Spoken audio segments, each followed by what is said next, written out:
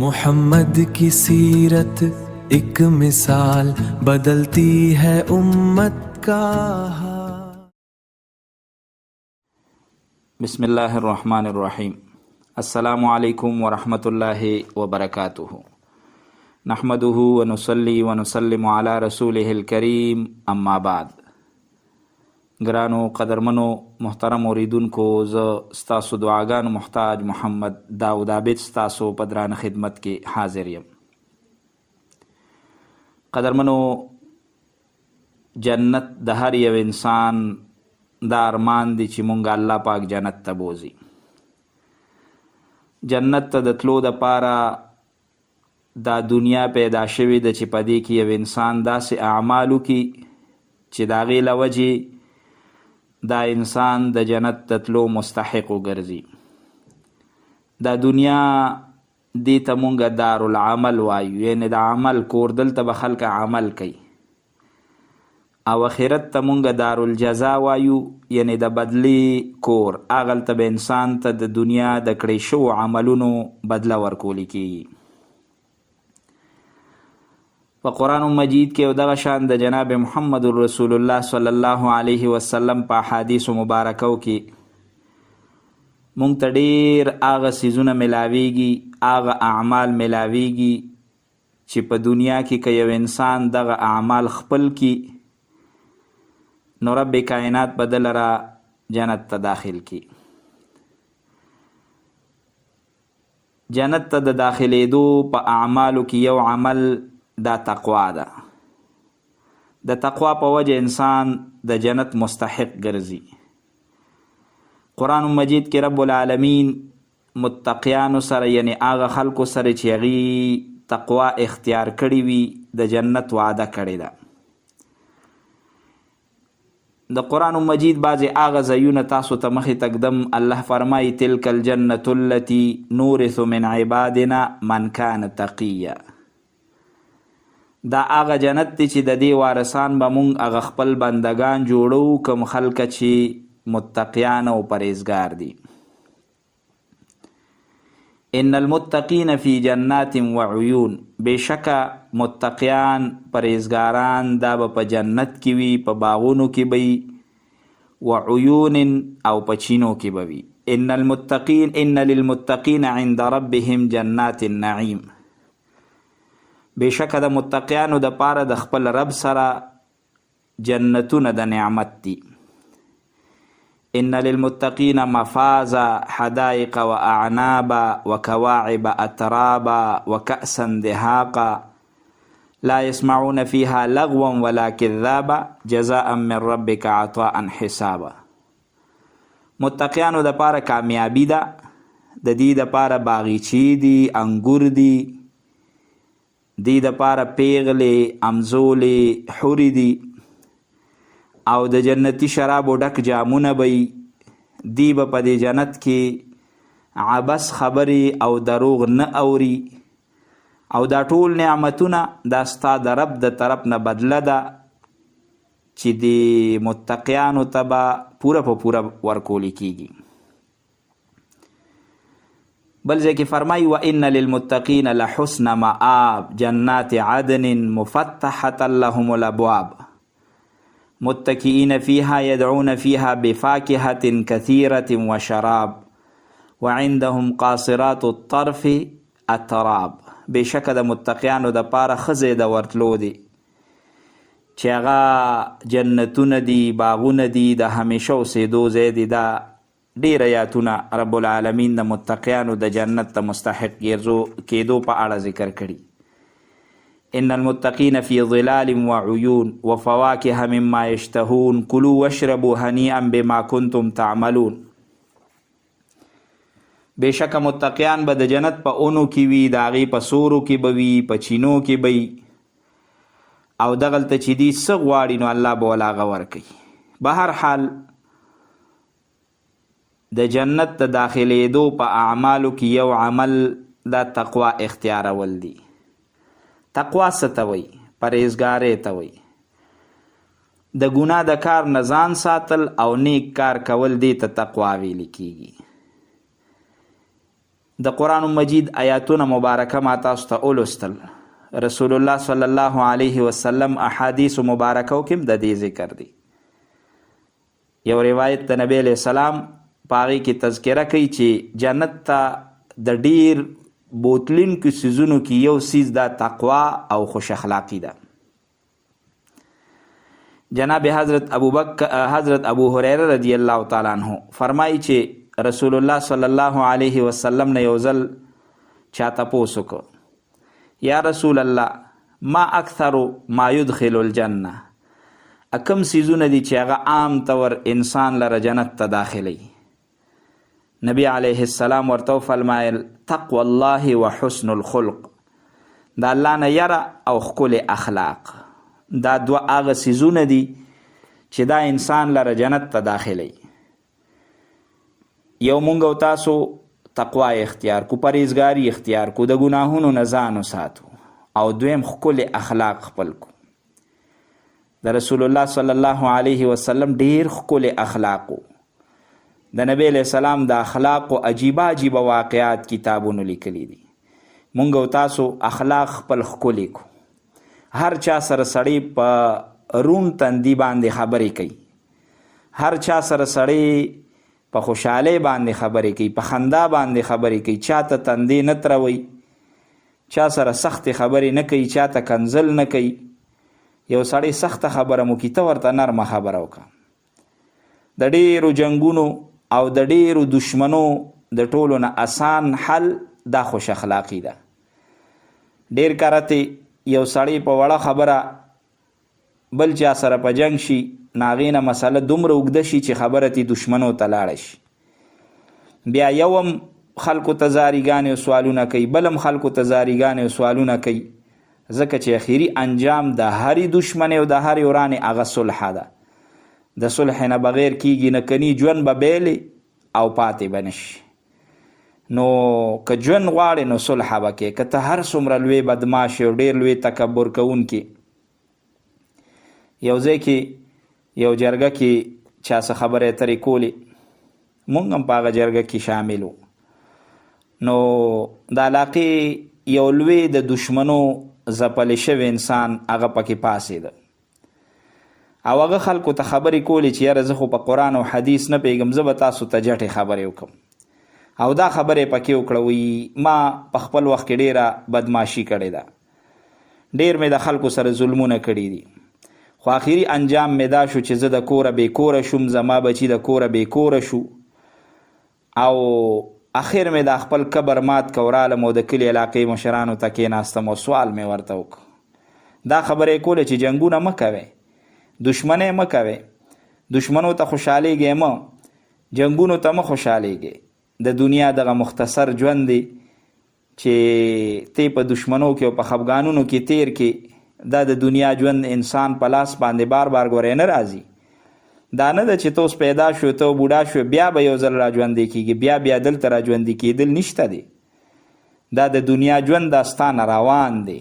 دا ژوند د دې دنیا د محبت دپاره کم دی، دا ژوند د دې دنیا د محبت دپاره کم دی. وایي حیران یم د نفرت ته اوزګارېږي خلک څنګه. دا خو لږ یو څو ورځې ژوند دی، سړی حیران شي چې په دې کې خلک دا دومره لوی لوی دشمنۍ د یو انه د وجې نه، د یو بد اخلاقۍ د وجې نه، د یو تیزۍ د وجې نه، دا خلک څومره لوی لوی دشمنۍ کوي، او انجام یا خو سړی سر وخوري او یا مشرانو ته په ځمکه باندې کینې او سوال زاري ورته کوي. په ځای د دې چې بیا پر روان وخت کې خلکو ته سوال زاري کوي او خپل ځان مو بیلې، بچي مو بیلې، کورونه مو بیلې، کلی علاقه مو وبیلې، کلی ولس او خاندان هم وبیلې، نو ښه خبره دا ده چې دې ژبې له لږه شان نرمي ورکړه چې ستا دا ژبه لږه نرمي وکړي. یو سړي کنځل وکړه، ته ورته خیر دی بیا آینده داسې مه کوه. نو هغه که انسان وي نو هغه به بیا داسې نه کوي. یو سړي بد اخلاقي وکړه، ته ورسره خوش اخلاقي وکړه، هغه چې انساني ابه بیا داسې نه کوي. که بیا هم کوي ته ځان وساته. قدرمنو دنیا کې دقه شان ژوند تیرول پکار دي. د رسول الله صلی الله علیه وسلم د ژوند حالات راواله، نبی علیہ السلام ته مبارک ته خلکو کنځلې کړي دي، او قوي قوي صحابه نبی علیہ السلام سره او صحابه به منع کول نه، چاته به سوی نه. د نبی علیه السلام د وړاندې بعضې کسانو ښکاره نفاق کړی، منافقت یې کړی. نبی علیه السلام هغوی ته محسوسه کړې هم نه ده چې ګینې ستاسو د منافقت ماته پته ده. په داسې انداز انسان په دنیا کې ژوند تیر کی.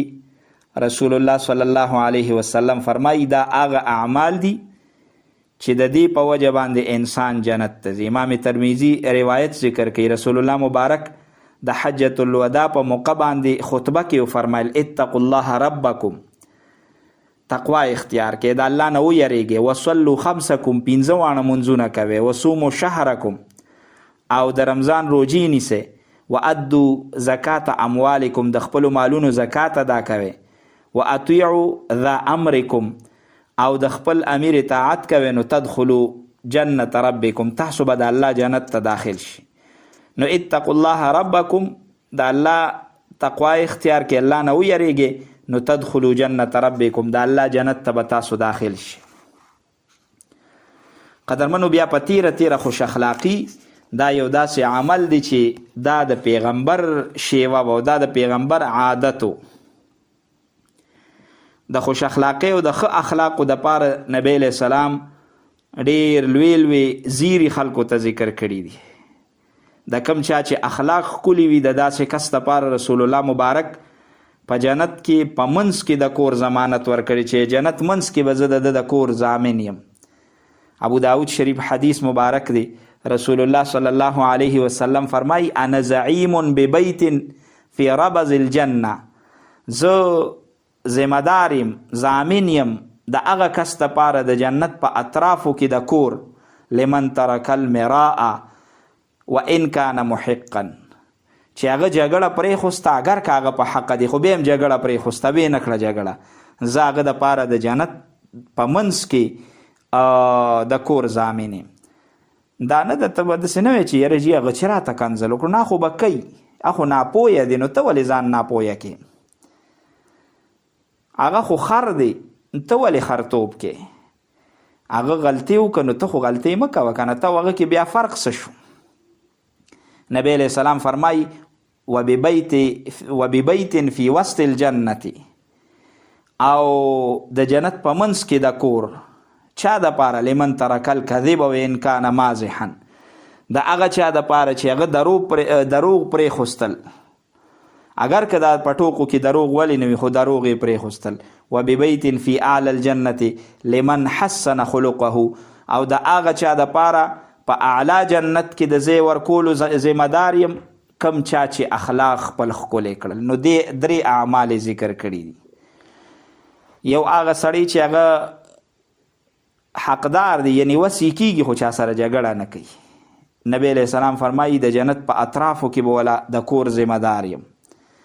او یو هغه سړی چې لمن ترک الکذب وان کان مازحا، هغه دروغ پرېښوستل، په ګپ کې هم دروغ نه وی، نو د هغه دپاره د جنت په منځ کې د کور ذمہدار یم. وببیت فی اعلی الجنة لمن حسن خلقه، او په اعلی جنت کې د کور ذمہدار یم د هغه چا دپاره د چا چې اخلاق ښکلي وي. نبی علیہ السلام د اعلی جنت په هغه ځای کې د کور ورکولو ضمانت ورکړی دی هغه چاته کم سړی چې ښکلي اخلاق استعمالی. قدرمنو، اخلاق دا ډیر لوی عمل دی، د جنت په داخلېدو کې د دې ډیر لوی کردار دی د کم چا چې اخلاق ښکلي وي. یو صحابي د رسول الله مبارک نه تپوس وکړه، یا رسول الله اخبرني بشیء یوجب الجنه، د الله خبره، د الله پیغمبره، جنت ته مې ډیر زیات زړه کیږي، داسې یو عمل راته وښیه چې هغه وکړم او بس الله مې پې جنت ته بوځي، چې جنت واجب کیږي د هغې په وجه د انسان دپاره. اخبرني بشیء یوجب الجنه، داسې عمل راته وښیه چې هغې سره جنت زما دپاره واجب شي. نبی علیہ السلام ورته وفرمیل علیک بحسن الکلام وبذل الطعام، دوه کارونه کوه، یو چا سره چې خبرې کې نو ښې خبرې کوه، خوږې خبرې کوه، ښکلې خبرې کوه، حسن الکلام، ښایسته ښایسته خبرې کوه، درنې درنې خبرې کوه. او دویم وبذل الطعام، او په فقیرانو باندې خوراک کوه. یعنی دا دوه هغه اعمال دي د کمې له وجې چې انسان به جنت ته داخلیږي. که غواړي یو سړی چې زما دپاره یې جنت واجب شي، د جناب محمد رسول الله مبارک دا روایت د ذهن کې ځان سره واچي چې نبی علیه السلام نه صحابي تپوس وکړ، هغه ورته جواب کې څه وفرمایل؟ ویل دوه کارونه کوه، یو حسن الکلام او بل بذل الطعام، یو ښکلې خبرې کوه خلکو سره او بل په غریبانانو باندې مال لګوه، فقیرانو له خوراک ورکوه. دا هغه اعمال دي قدرمنو چې دا سړی خپل کی او په دې عملو کې دا کار وکي نو الله به جنت ته داخلي. په دې اعمالو کې بعضې اعمال داسې قدرمنو چې په هغې باندې نه څه پیسې لګي، نه پې څه وخت لګي، نه څه مشکل دی د یو انسان دپاره. لکه تاسو ته ما ووایي چې یو چا سره په ښکلې انداز خبرې کول، په دې د چا څه لګي؟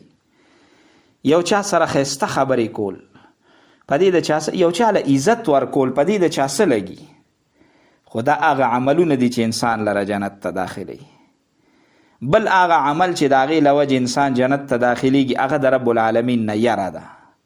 کم سړی چې د الله نه یریږي دا انسان به الله پاک جنت ته داخل کړي. د چا په زړه کې چې د الله د عذاب نه یره وي، د رب العالمین ته د رب العالمین د وړاندې د ودرېدو نه یره وي ورته، داسې کس دپاره رب العالمین د جنت وعده کوي. ولمن خاف مقام ربه جنتان، څوک چې د خپل رب د وړاندې د ودرېدو نه یریږي د هغه دپاره رب العالمین فرمایي دوه جنت دي. بل ځای کې د جنت وعده کوي رب العالمین چې دا وعده دا دغه چا دپاره څوک چې خپل رب نه یریږي، ذلک لمن خشی ربه، دا د جنت وعده د هغه چا دپاره ده چې د الله نه یریږي. وأزلفت الجنة للمتقين غير بعيد هذا ما توعدون لكل أواب حفيظ من خشي الرحمن بالغيب.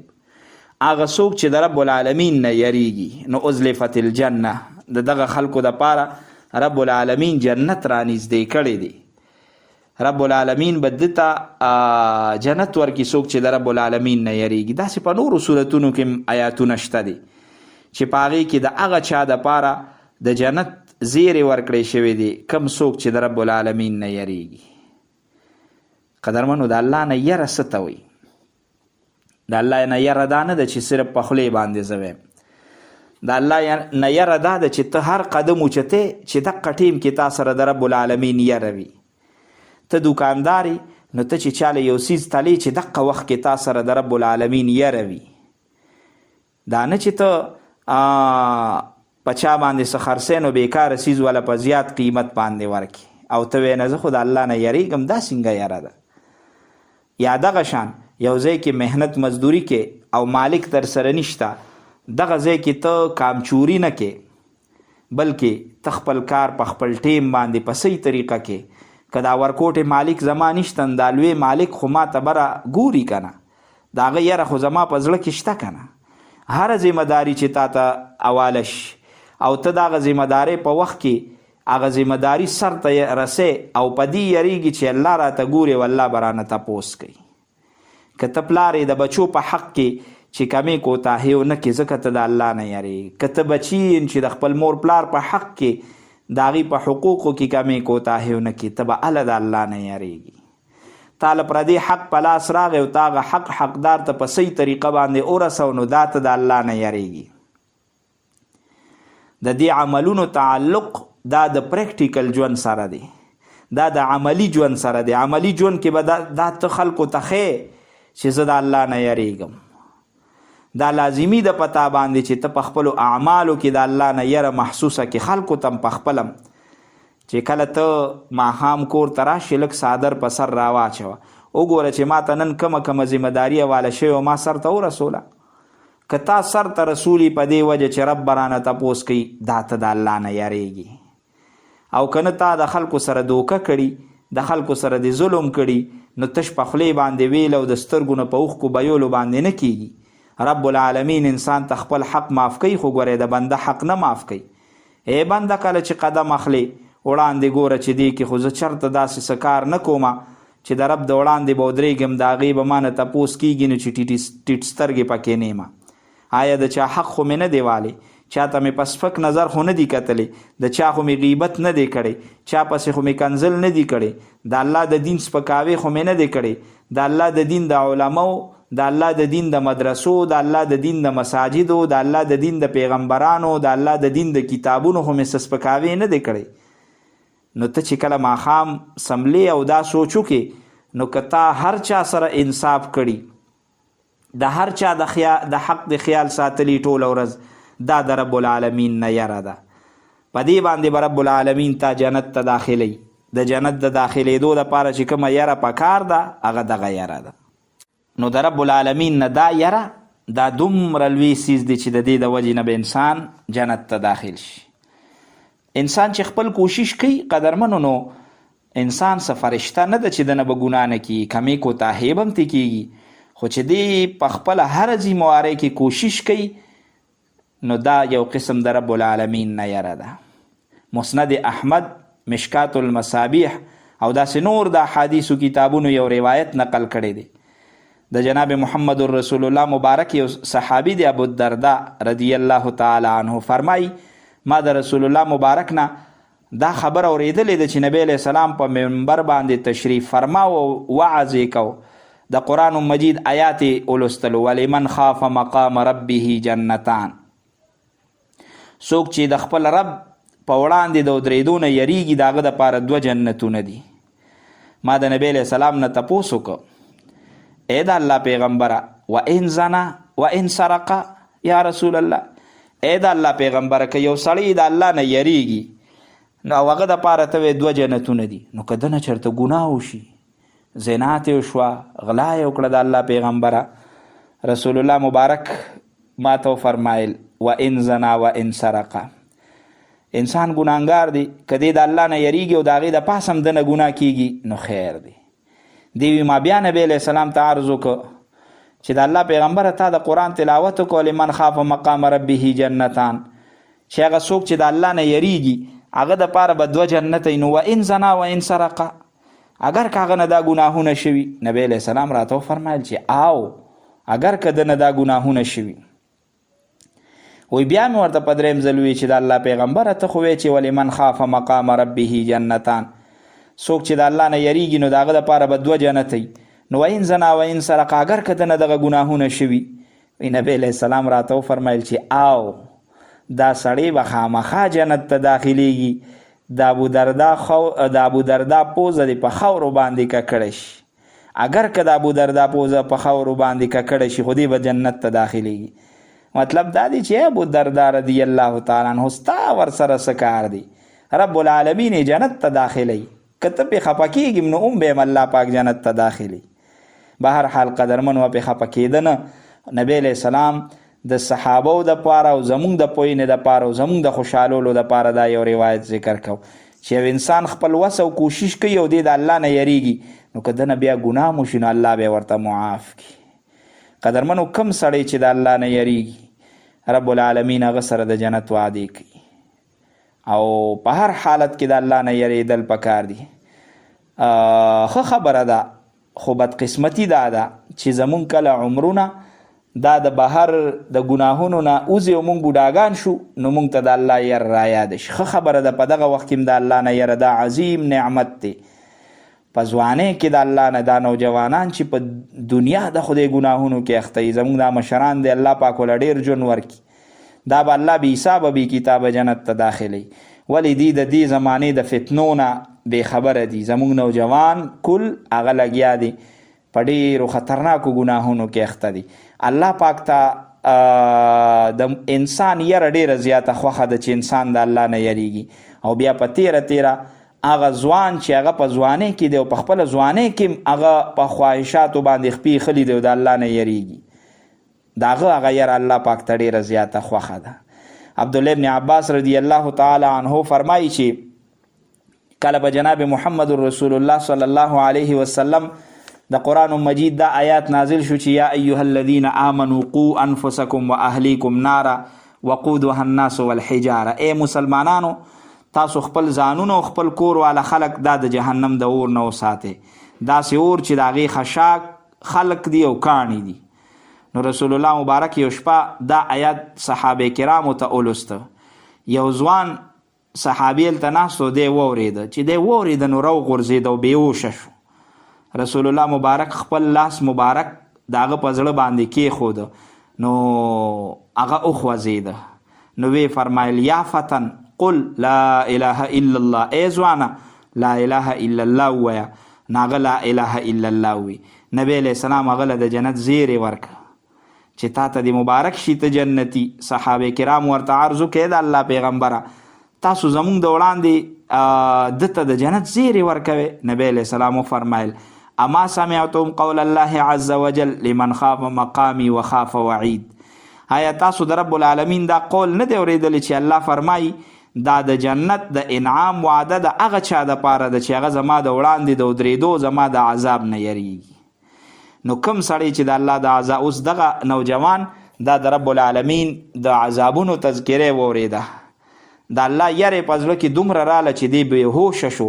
ځکه رسول الله صلی الله علیه وسلم هغه ته د جنت زیری ورک. نو د رب العالمین په یره باندې، د رب العالمین د وړاندې د ودرېدو په یره باندې انسان ته الله پاک جنت ورکړي. مونږ او تاسو هر وخت په خپل زړه کې د رب العالمین یره ساتو، هر وخت د الله یره په خپل زړه کې ساتو.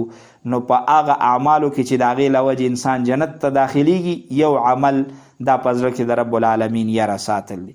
قدرمنو، رب العالمین دې مونږ او تاسو ته هغه زړونه را نصیب کړي چې په هغې کې د الله یره وي. الله دې زمونږ او ستاسو نه داسې کارونه والي چې رب العالمین پرې رضا شي، او الله دې په مونږ او تاسو باندې خپل فضل او رحم وکړي، او رب العالمین دې مونږ او تاسو سره د عافیت معامله وکړي. پروګرام وخت پای ته رسي. ستاسو دعاګان محتاج محمد داود عابد. که ژوند وفا وکړه تاسو سره به د اواز په لار ملاقات په یو بل پروګرام کې کوي. تر هغه پروګرام ستاسو لخوا اجازه اخلم چې هر ځای کې ښاد آباد او بریالي اوسئ. د لوی الله په امان. तेरी ज़ात में हर कमाल है, तेरा नूर बस बेमिसाल है. कुरान तेरा हिदायत की किताब, देता है हर मुश्किल का जवाब. मोहम्मद की सीरत एक मिसाल, बदलती है उम्मत का हाल.